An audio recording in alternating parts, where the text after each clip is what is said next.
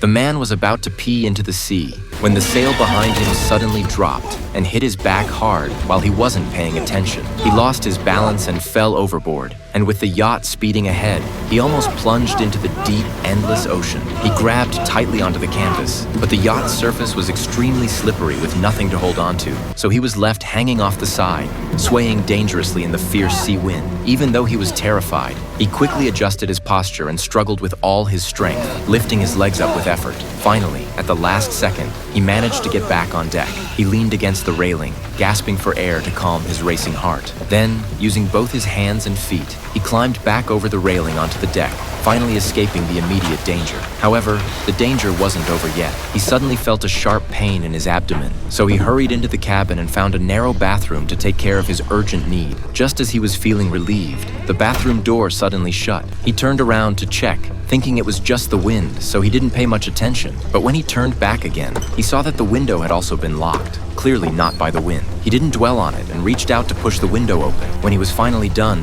he realized the bathroom door wouldn't open. He squatted down to check the lock again and again, but no matter what he did, he couldn't get it open. That's when he realized how serious the situation was. He stood up anxiously, feeling along the door crack, trying to find a way to unlock it. But no matter how hard he tried, the tiny bathroom door wouldn't budge, trapping him inside. In his panic, he grabbed a pair of scissors from the vanity, hoping to use them to unscrew the lock. But strangely, even though the scissors fit the screws perfectly, the lock seemed welded shut. No matter how much he pried or turned, nothing happened. Just as he was falling into despair, a loud rumbling sound outside caught his attention. He looked out the window and saw a ship trailing thick smoke slowly approaching. It became his only hope of rescue. He quickly stuck his hand out the window, desperately waving a piece of clothing at the ship for help, but the ship didn't seem to notice him. So he tried to push his head through the window, forcing himself through, but the frame was too narrow. His face was painfully squeezed, and he let out a cry of pain before he had no choice but to pull himself back inside the bathroom.